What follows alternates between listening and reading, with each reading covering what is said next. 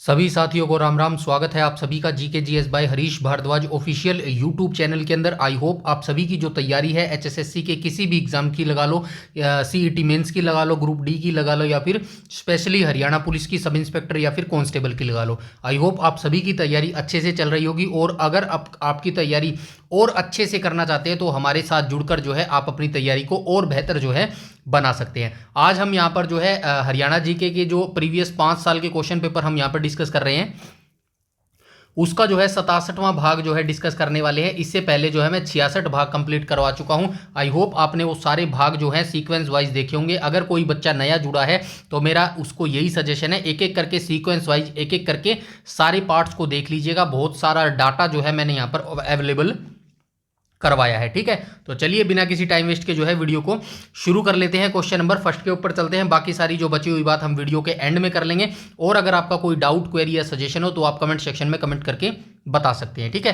Question number first के ऊपर चलते हैं। क्वेश्चन नंबर फर्स्ट में बोला गया है 2011 की जनगणना के अनुसार हरियाणा के निम्नलिखित में से किस जिले की जो है बाल लिंगानुपात सर्वोच्च है, ठीक है। किस जिले में जो है शहरी बाल लिंगानुपात जो है ये पूछा गया है, कौन से जिले में जो है शहरी बाल लिंगानुपात सर्वोच्च हो जाएगा। तो ऑप्शन नंबर जो है बी इसका करेक्ट हो जाएगा। मेवात जिले का जो लिंगानुपात है ना वो इसके अंतर्गत जो है सर्वोच्च हो जाएगा, ठीक है। क्वेश्चन नंबर फर्स्ट का जो है राइट ऑप्शन हो जाएगा ऑप्शन नंबर बी इसका करेक्ट हो जाएगा। कुछ जानकारी मैं आपको यहाँ पर बता देता हूँ, वैसे मैंने सारी चीज़ें लिखी हुई है, डायरेक्ट मैं यहीं से आपको बता देता हूँ, लिखने में थोड़ा सा टाइम वेस्ट होता है, ठीक है। तो हरियाणा 2011 के जो आंकड़े हैं ना जनगणना के हरियाणा के, वो मैं एक नज़र में यहाँ पे आपको दिखा देता हूँ, वैसे आपको पता भी होगा, ठीक है। हरियाणा की जनसंख्या की बात करूँ तो कितनी है, 2,53,51,462 जो है ये हरियाणा की जनसंख्या होगी। और भारत का कुल कितना प्रतिशत है हरियाणा की जनसंख्या, तो 2.09% जो है ये कुल भारत की जनसंख्या का प्रतिशत है हरियाणा का, ठीक है। जनसंख्या घनत्व की बात करूं तो हरियाणा का जनसंख्या घनत्व जो है 573 व्यक्ति प्रति वर्ग किलोमीटर हो जाएगा। साक्षरता दर की बात करूं तो 75.5% साक्षरता दर है हरियाणा की। सबसे ज़्यादा साक्षरता दर किसकी है, गुरुग्राम की है, 84.7% है। सबसे कम किसकी है साक्षरता दर, मेवात की है और 54.0% है। सबसे अधिक पुरुष साक्षर जो है हरियाणा के किस जिले के हैं, रेवाड़ी के हैं। सबसे अधिक महिला साक्षर जो है हरियाणा के किस जिले की है, गुरुग्राम की है, ठीक है। इसके बाद कुछ और आंकड़े हैं, इनको भी देख लेना। लिंगानुपात की बात करूं तो हरियाणा का लिंगानुपात जो 28 राज्य है ना हरियाणा के, हरियाणा सबसे जो है लास्ट स्थान पे आता है लिंगानुपात के मामले में, ठीक है।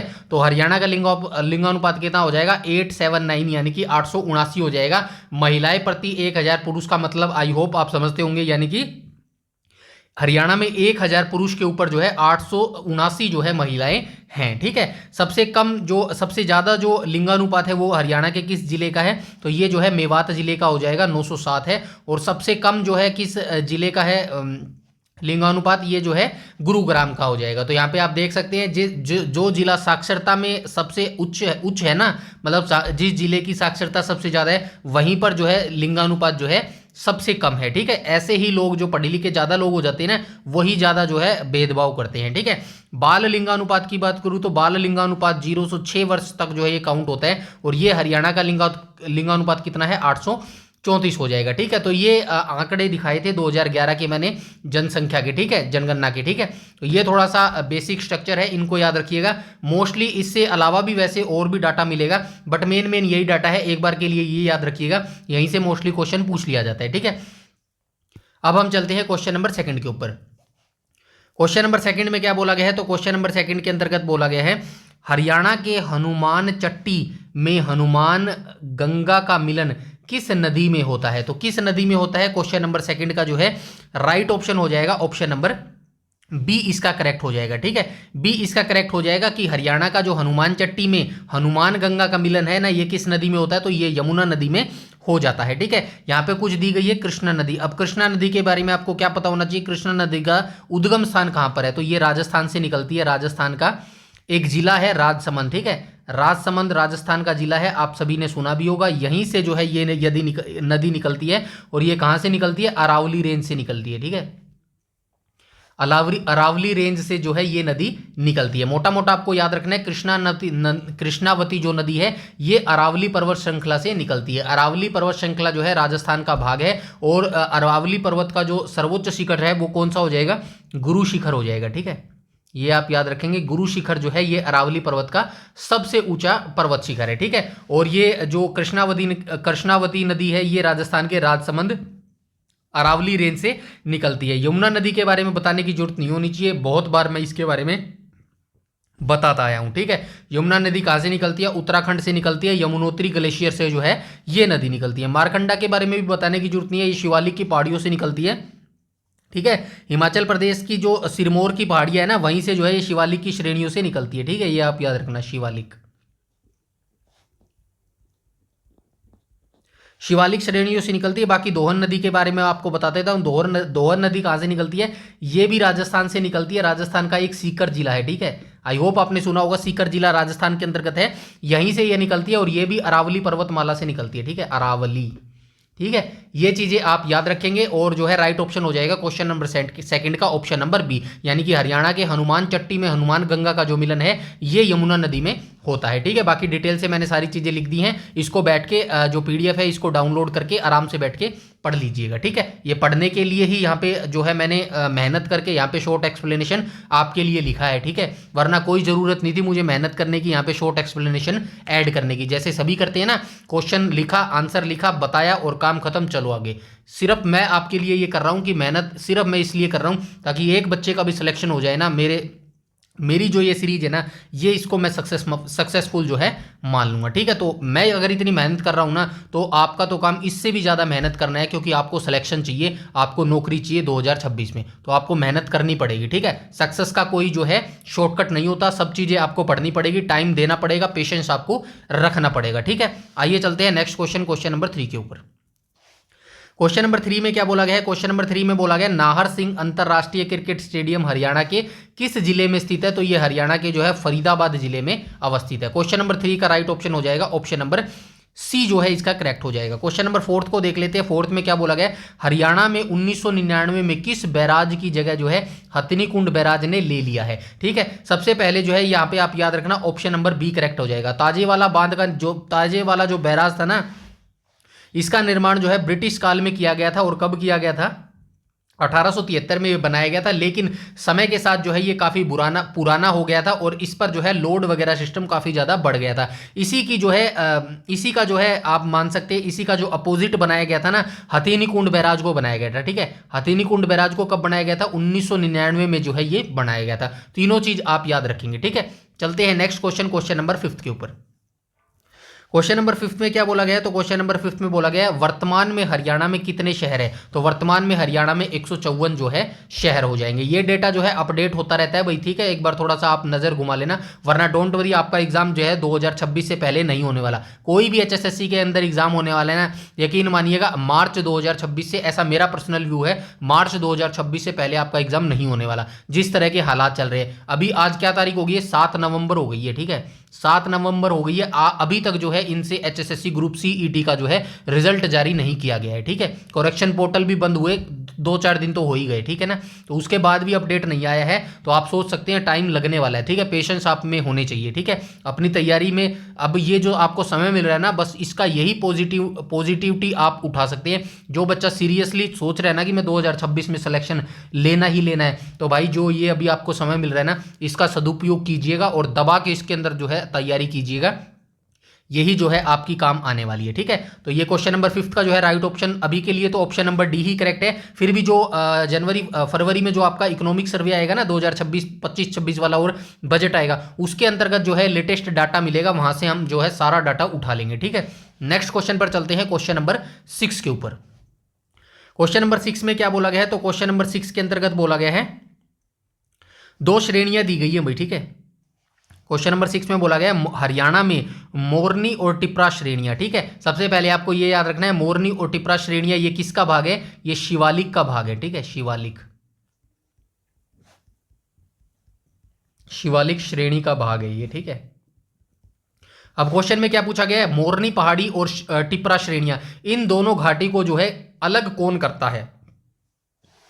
सरस्वती नदी करती है, मारकंडा नदी करती है, यमुना नदी करती है, या फिर घग्गर नदी करती है? राइट ऑप्शन हो जाएगा ऑप्शन नंबर डी, घग्गर नदी, यानी कि हकरा नदी जिसको बोला जाता है। यही नदी जो है मोरनी और टिपरा श्रेणियों को जो है अलग करती है। बाकी घग्गर नदी के बारे में देख लेना, मारकंडा नदी और जो है सरस्वती नदी के बारे में आप सभी जानते हैं, ये हिमाचल प्रदेश के जो है शिवालिक पहाड़ियों से ही सरस्वती नदी का उद्गम होता था। वर्तमान में तो ये जो सरस्वती नदी है ना ये विलुप्त हो चुकी है। मारकंडा नदी के बारे में अभी ऊपर मैं बता के आया हूँ, इसका उद्गम स्थल कहाँ है, यमुना नदी का भी मैंने बता दिया है।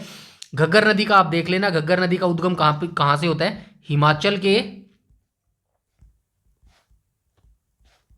हिमाचल की शिवालिक जो पहाड़ी है ना, शिवालिक पहाड़ियों के डागशाही गांव से होता है। ठीक है, डगशाही या डागशाही जो भी लिख लो आप, ठीक है, डागशाही गांव से होता है। ठीक है, ये आप याद रखेंगे। ठीक है, इसका उद्गम जो है घग्गर नदी का कहाँ से होता है, हिमाचल प्रदेश के शिवालिक पहाड़ियों से एक डागशाही गांव है, यहीं से जो है इसका उद्गम होता है। तो हरियाणा में जो मोरनी और टिपरा श्रेणियां हैं ये जो है शिवालिक श्रेणियों का भाग है। ठीक है, यहाँ पे भी मैंने सारी चीजें लिख दी गई हैं। सारी चीजें मैं आपको जो है A1 क्वालिटी की यहाँ पे चीज प्रोवाइड करवाने की कोशिश कर रहा हूँ, ताकि जो बच्चा सीरियस कैंडिडेट है ना, जिसको ये लगता है कि भाई कि यार कंटेंट नहीं मिल पा रहा या फिर कंटेंट नहीं मिलता है, जो भी जो है सिलेक्शन के लिए ज़रूरी होता है, सिर्फ पेड ही कंटेंट ऐसे होते हैं जो मिलते हैं। बस यही भ्रम मैं आपका दूर करना चाहता हूं कि सब कुछ ऐसा नहीं है कि पेड के अंदर ही देते हैं सभी जो टीचर हैं। मैं यहाँ पे जितना आपको देने की कोशिश करूँगा, यकीन मानिएगा ये पेड जैसा ही देने की कोशिश करूँगा मैं। ठीक है, बस पेशेंस बनाई रखिएगा, और जितना मैं यहाँ पर आपको प्रोवाइड करता हूँ इसको डेली टू डेली पढ़ना है आपको, जो है अगले दिन पर नहीं जाना है कि ये नहीं सोचना है कि मैं कल तैयारी कर लूँगा। तो यकीन मानिएगा कल कभी नहीं, ना तो आज तक आया है और ना ही आज के बाद कभी आएगा। ठीक है, जो होना है, जो करना है, जो भी होगा वो आज ही करना होगा आपको। ठीक है, कल की तैयारी आपको आज ही करनी पड़ेगी, तभी जाके जो है आपके सिलेक्शन के चांस ब्राइट हो पाएंगे। ठीक है, यहाँ पे मैंने सारी चीजें लिख दी गई है, उसके बाद आप पढ़ लीजिएगा।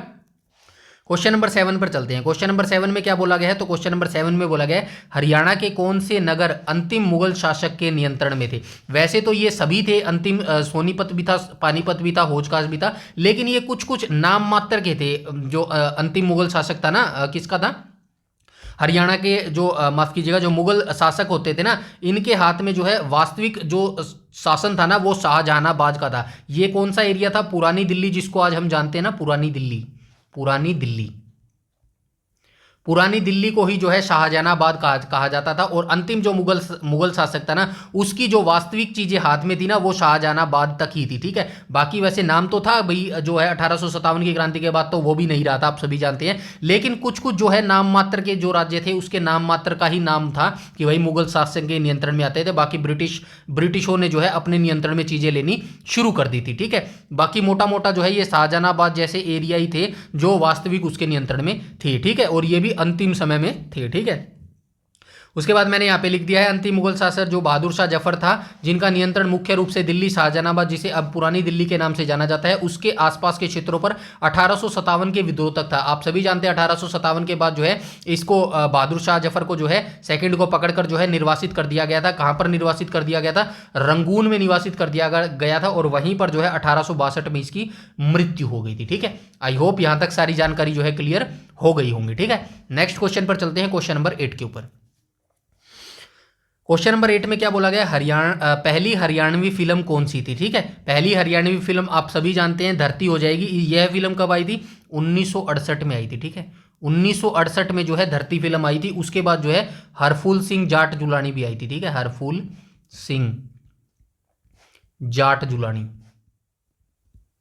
ये फिल्म कब आई थी भाई, हरफूल सिंह जाट जुलानी, ये 1970 में आई थी। ठीक है, इसके बाद और भी फिल्म थी, जैसे कि बहुरानी फिल्म आई थी,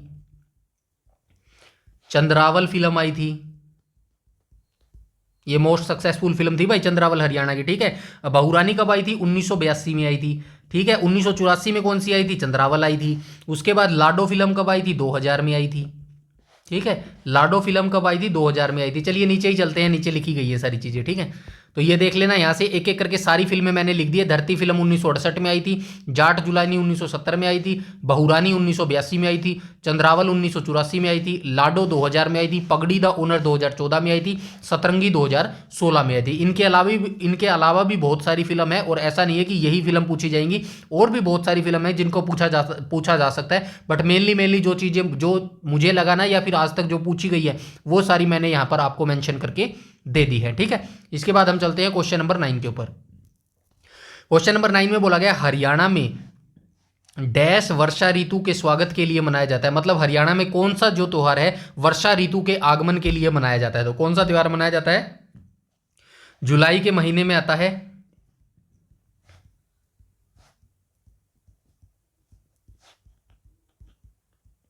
सावन में। ठीक है, अब आप समझ गए हो सावन में कौन सा आता है, तो तीज ही आता है। ठीक है, ऑप्शन नंबर ए करेक्ट हो जाएगा क्वेश्चन नंबर 9 का। नेक्स्ट क्वेश्चन पर चलते हैं, क्वेश्चन नंबर 10 के ऊपर। क्वेश्चन नंबर 10 में बोला गया है, क्वेश्चन नंबर 10 में क्या बोला गया, हरियाणा के कुछ विद्रोह हमसे पूछे गए हैं। एक एक करके मैं सारे आपको यहाँ पे विद्रोह बताने वाला हूँ, और इसकी एक मैंने शॉर्ट वीडियो भी बनाई थी, आई होप आपने देख ली होगी। सारी चीजें मैं आपको यहाँ पर प्रोवाइड करवाने वाला हूँ आपके एग्जाम से पहले। ठीक है, कोई भी चीज आपके मन में ये नहीं रहेगी कि ये चीज हमें नहीं करवाई गई। ठीक है, तो चलिए आइए देख लेते हैं। 1845 के लाडवा विद्रोह का नेतृत्व किसने किया था? अभी माइंड में ये अपना आंसर सोच लो कि इसका आंसर क्या होने वाला है। इतने में जो है हरियाणा के प्रमुख विद्रोह आपको यहां पर बता देता हूं। ठीक है, हरियाणा के प्रमुख विद्रोह कब हुए और किसने किए? ठीक है, विद्रोह सबसे पहले हम किसकी बात करेंगे? जींद का विद्रोह हुआ था। ठीक है, जींद का विद्रोह कब हुआ था? 1814 में हुआ था। किसने किया था? प्रताप सिंह ने किया था। दूसरे नंबर पर कौन सा हुआ था? छछरौली का विद्रोह हुआ था। छछरौली का विद्रोह कब हुआ था? 1818 में हुआ था। किसने किया था? जोधा सिंह ने किया था। इसके बाद कौन सा हुआ था? रानिया का विद्रोह हुआ था। रानिया का विद्रोह कब हुआ था? 1818 में हुआ था। किसने किया था? जाबित खान ने किया था। इसके बाद कौन सा विद्रोह हुआ था? रानिया के बाद कौन सा विद्रोह हुआ था? किसान का विद्रोह हुआ था। किसान का विद्रोह कब हुआ था? 1824 में हुआ था। किसने किया था? 1824 में सूरजमल ने किया था। इसके बाद कौन सा हुआ था? किसान के बाद बनावली का विद्रोह हुआ था। बनावली का विद्रोह कब हुआ था? 1835 में हुआ था। ठीक है, यह किसने किया था? गुलाब सिंह ने किया था। इसके बाद कौन सा हुआ था? कैथल का विद्रोह हुआ था।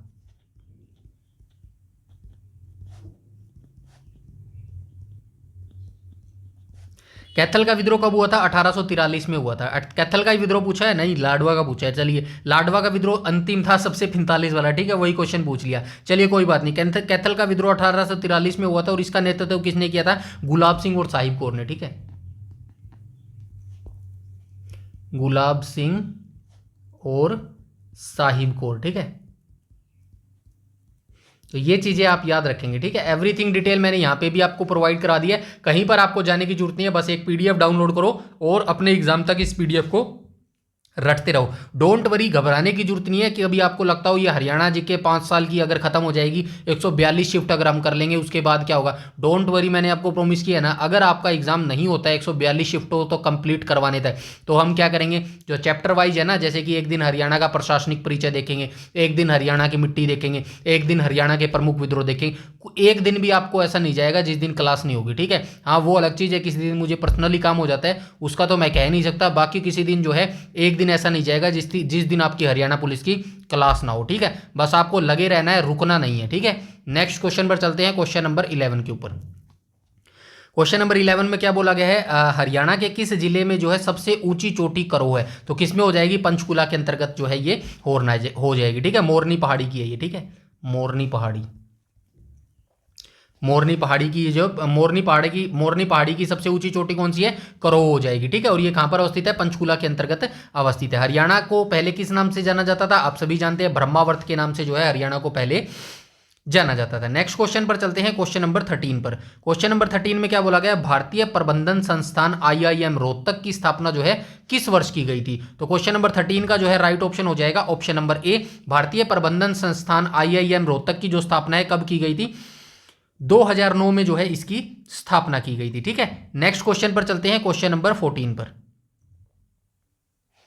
क्वेश्चन नंबर 14 में क्या बोला गया? हरियाणा में इंदौरी नदी का उद्गम डैश के निकट होता है। तो हरियाणा में इंदौरी नदी का उद्गम जो है मेवात की पहाड़ियों से होता है। ठीक है, नीचे लिखा गई है सारी चीजें, आइए यहीं से देख लेते हैं। हरियाणा में इंदौरी नदी का उद्गम मेवात की पहाड़ियों के निकट होता है। इन पहाड़ियों में पुराने इंदौर किले के पास से यह नदी निकलती है, जो कि नूह ठीक है, नूह, पहले इसका नाम मेवात था, नूह जिले में स्थित है। इंदौरी नदी अरावली पर्वत श्रृंखला का एक हिस्सा है। ठीक है, 3 लाइनें जरूर है आई होप, लेकिन इसको याद जरूर आप रखेंगे। ठीक है, मेवात पहाड़ियों के बारे में, और जो है ये कौन सी नदी है, इंदौरी नदी। इंदौरी नदी के बारे में आप जरूर याद रखेंगे। इंदौरी नदी सबसे पहले कहां से निकलती है, अरावली पर्वतमाला से निकलती है। अब हरियाणा की बात करें तो कहां पर रही है, इंदौरी नदी का उद्गम मेवात की पहाड़ियों से होता है, और मेवात की पहाड़ियां हरियाणा के किस हिस्से में, तो हरियाणा के दक्षिण या फिर दक्षिण पश्चिम हिस्से में ये अवस्थित है। ठीक है, आई होप अब आप समझ गए होंगे। ठीक है, नेक्स्ट क्वेश्चन पर चलते हैं, क्वेश्चन नंबर 15 पर। क्वेश्चन नंबर 15 में क्या बोला गया है, हरियाणा के खोल ही रैतान वन्य जीव अभ्यारण्य की स्थापना जो है किस वर्ष में की गई थी। तो ये किस वर्ष में की गई थी, तो इनमें से किसी वर्ष में जो है ये नहीं की गई थी। तो किस वर्ष में की गई थी, तो आइए इसको भी देख लेते हैं। इसकी स्थापना जो है कब की गई थी, इसकी स्थापना जो है 10 दिसंबर 2004 में हुई थी। ठीक है,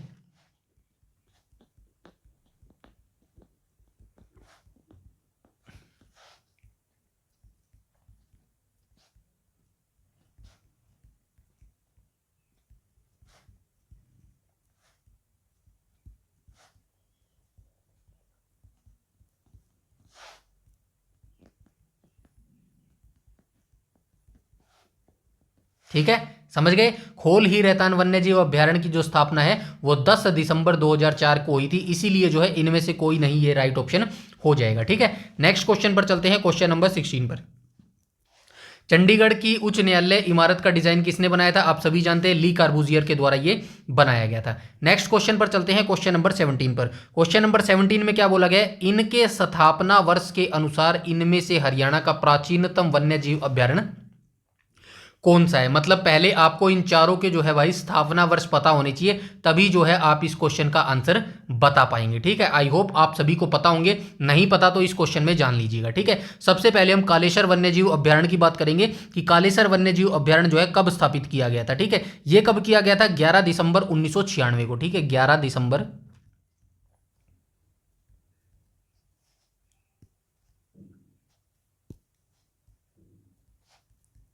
1996 जो है कालेसर का जो है वन्यजीव अभ्यारण्य का उद्घाटन किया गया था। अब हम बात करेंगे नेक्स्ट भिंडावास की। भिंडावास की स्थापना कब की गई थी, तो ये भी 1896 में की गई थी। माफ कीजिएगा, 1896 बोल गया क्या, 1996 आएगा। ठीक है, 1996 में, लेकिन कहाँ कब हुई थी इसकी स्थापना, इसकी स्थापना 3 जून को हुई थी। ठीक है, कहां पर गया, ऊपर लिखना था ना यार, यहां पे लिखना था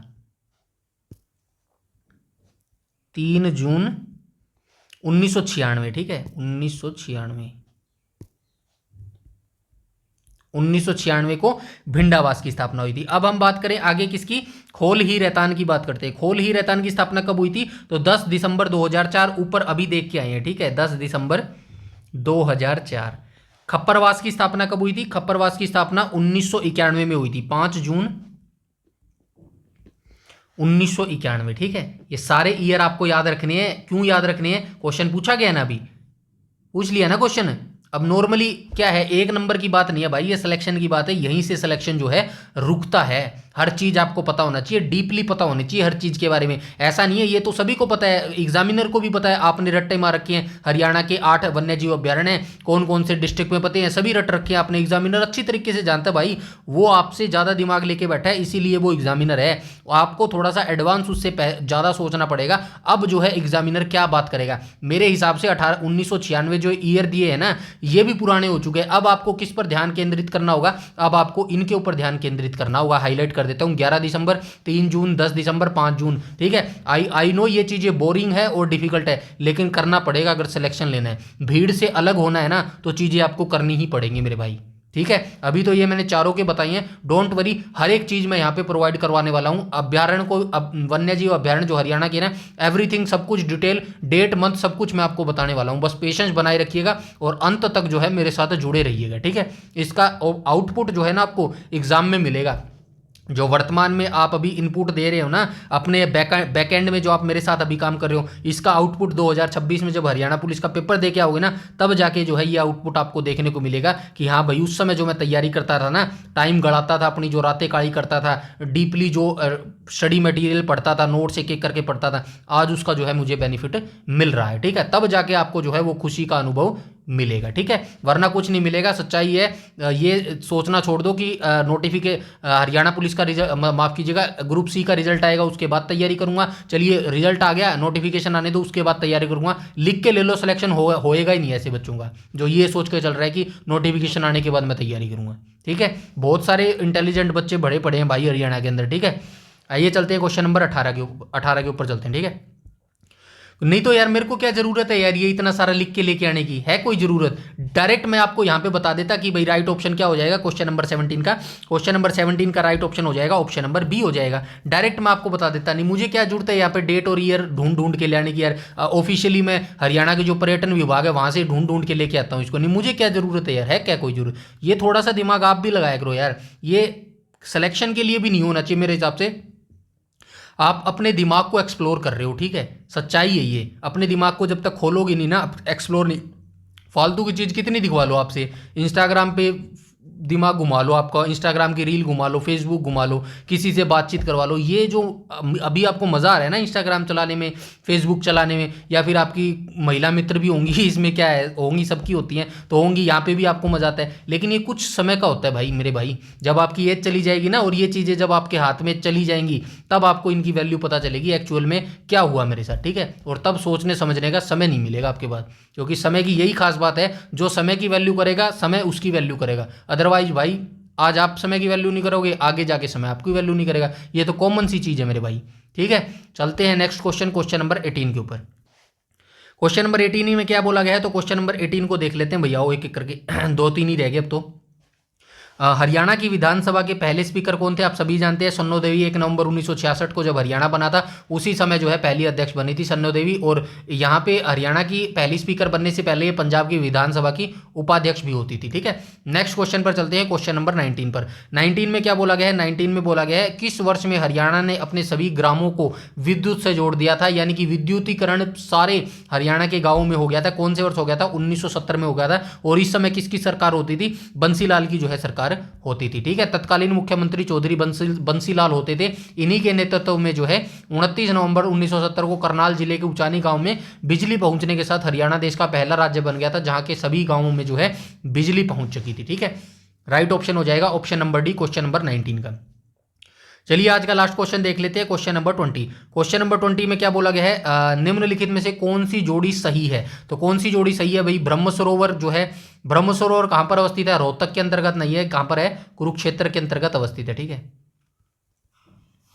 दमदमा कहां पर है? दमदमा कुरुक्षेत्र के अंदर नहीं है, गुरुग्राम के अंतर्गत अवस्थित है। बड़खल झील बिल्कुल सही है, फरीदाबाद के अंतर्गत ये अवस्थित है। भिंडावास कहां पर अवस्थित है? भिंडावास जो है कुरुक्षेत्र के अंतर्गत नहीं है, भिंडावास कहां पर हो जाएगा? झज्जर के अंतर्गत अवस्थित है, ठीक है। और भिंडावास क्या है? ये एक आर्द्र भूमि भी है, याद रखना। सुल्तानपुर और भिंडावास दो हरियाणा की आर्द्र भूमि है जिनको 2021 में आर्द्र भूमि का दर्जा मिला था, ठीक है। आई होप यहां तक सारी चीजें बिल्कुल आसान भाषा में आपको मिली होगी, और ऐसे ही तैयारी करते रहिएगा। कोई भी भाई अगर कमी लगे आपको इस वीडियो सेशन में, मेरा पढ़ाने का तरीका अच्छा ना हो, या फिर मैं नॉलेज थोड़ी सी अच्छे तरीके से ना दे पा रहा हूं, तो मुझे प्लीज़ वो भी बता दीजिएगा बिना हिचकिचाहट के, ठीक है, ताकि मैं उसको इम्प्रूव कर सकूं और आपको अच्छे तरीके से जो है नॉलेज प्रदान कर सकूं, ठीक है। बिना झिझक के सारी चीज़ यार, आप मुझसे अटैच होंगे, मैं आपसे अटैच होऊंगा ना, तभी जाके जो है हम दोनों मिलकर जो है सिलेक्शन ले पाएंगे, ठीक है। बाकी मेरे मोटिवेशन के लिए आप सभी जानते हैं, वीडियो को ज़्यादा से ज़्यादा लाइक कीजिएगा और शेयर कीजिएगा अपने दोस्तों के साथ, भाइयों के साथ, बहनों के साथ, और जिस भी ग्रुप में आप जुड़े हों, ठीक है। और चैनल पर पहली बार विजिट कर रहे हो तो चैनल को सब्सक्राइब कर लीजिएगा और बेल आइकन बटन को टैप कर लीजिएगा ताकि समय पर आपको सारी नोटिफिकेशन मिलती रहे। कोई भी अगर आपका डाउट है, क्वेरी है, या फिर कोई भी सजेशन है ना हरियाणा पुलिस के रिगार्डिंग या HSSC के किसी भी एग्जाम के रिगार्डिंग, तो वो आप कमेंट सेक्शन में कमेंट करके बता दीजिएगा। टोटल 20 क्वेश्चन में से कितने आप यहाँ पर ठीक कर पाए हैं ये भी मुझे आप कमेंट सेक्शन में बताइएगा। साथ में वीडियो सेशन आपको कैसा लगा है ये भी मुझे आप कमेंट सेक्शन में कमेंट करके जरूर बताएंगे, ठीक है। बाकी PDF जो है आप सभी जानते हैं, टेलीग्राम पर सारी PDF जो है प्रोवाइड करवाई जाती है बिल्कुल फ्री के अंतर्गत। सारी डाउनलोड करके जो है अपना नॉलेज, लोड्स ऑफ नॉलेज जो है आप प्राप्त कर सकते हैं। अपने सिलेक्शन की जो राह है वो और आसान बना सकते हैं, ठीक है। इस वीडियो में इतना ही, तब तक के लिए धन्यवाद।